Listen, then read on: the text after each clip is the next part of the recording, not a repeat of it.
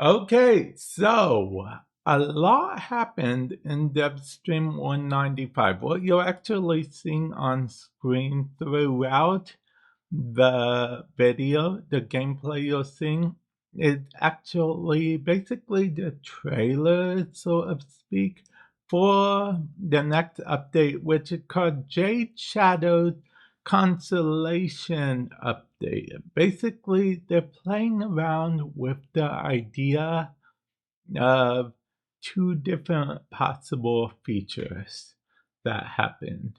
Yeah, two different, the idea of eternalism, everything happens and doesn't happen simultaneously. Basically, that's like a too long did not read version of it, but yeah. And that is what's going to happen now. I guess before I go into details about the frames that are going to be the star of the update, so of speak, or should I say proto-frames, yes, you heard right, I want to go over a little bit of housekeeping per se. On May 4th, Belly of the Beast, Operation Belly of the Beast, that's the Jade Shadow, original Jade Shadows operation is returning, as well as May 4th, 2026 Digital Pack. TennoCon Digital Pack will be available in game. And then also you'll get access to the Sayadana, like the alternative Sayadana that they mentioned a while ago that you can get.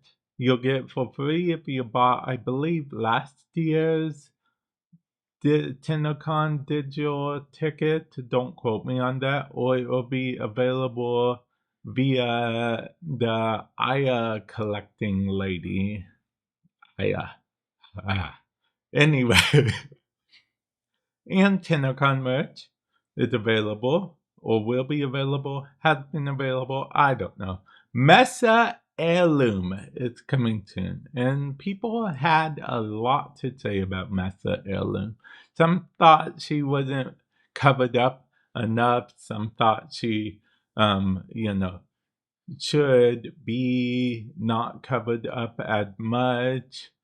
And so Warframe actually decide to do a meet in the middle type thing where they added like a kind of poncho jacket type thing that fits the theme of it. For people who want that, then it's optional. So people who didn't want that can just keep her the same as, she is. So yeah, that should be a short up at the time of recording this, that or very soon after, that actually shows off, yeah, a short on the channel that you're watching it on, that actually shows the default, without the poncho or whatnot, of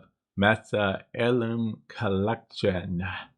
And then we have the Jade Shadow Constellation update. This is back to the update I was talking about. June 2026. So we know it's coming before TennoCon. Yes. But the big update is coming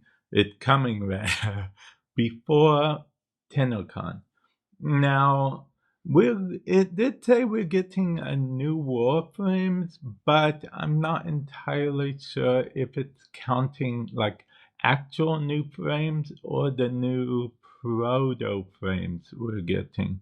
Because you would think they would be one and the same, but no. See, we're getting a proto frame in the Constellation update. We're getting a proto frame for Ash. Yes, Ash Protoframe and Gruda Protoframe. Yeah, Ash Protoframe and Gruda Protoframe. So that is pretty cool. It's apparently going to be a Railjack update of sorts. They're requested, mostly Railjack related. I don't know how I feel about that personally, if I'm being honest. I have a mixed relationship with Railjack. We are getting Dante Deluxe, but Baruch Deluxe will not be in the Constellation update. They said that it was too big already. Or in D. Megan's words, or was it Pablo? One of them said the update is too thick already. So, yeah. Okay. Anyway, moving on. We are getting 5 incarnate weapons. Nidus is getting a buff. Yes, you heard right. Nidus is getting a buff. 4 new arcanes. We don't know anything about them yet. I'm pretty sure we'll find out in the May, I think they said 28th Devstream, but stay tuned for that. That may differ. And then we have the camera angle changes. Yeah, camera angle changes for like if you're wearing certain cosmetics, it blocks the reticle. They're making it so you can manually change certain ways of sorts to help fix that. Junction boss updates, which doesn't matter to a lot of people who have already cleared the whole star chart, but if you are a new player, junction boss update, are pretty important. And D. Steve declared that this is going to be the year of performance for Warframe.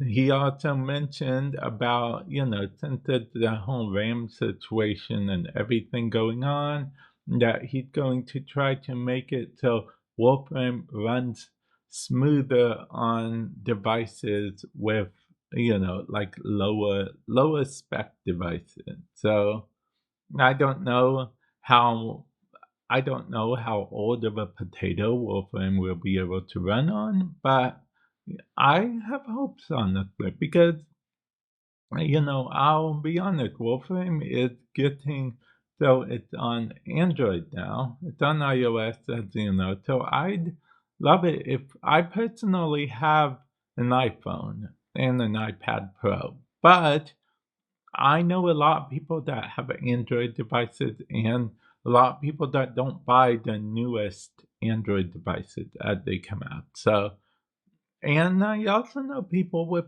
older laptops, older desktops and stuff. So, if Tenno can have an easier time running Warframe on older devices so they don't feel like they have to buy the newest and greatest thing in order to play a free-to-play game, which sounds crazy the more I mention it, I think that would be good overall in the end. But back to what I was saying. No, okay, I reached the end of what I'm saying. I guess that's why I have notes here.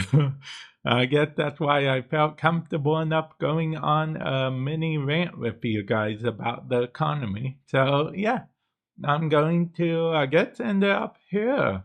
I covered everything. I think I covered everything. I covered about everything. I covered all the important bits, right? Okay, well, you know what? I'm going to end it off here. With that said, I will catch you guys in the future. Later.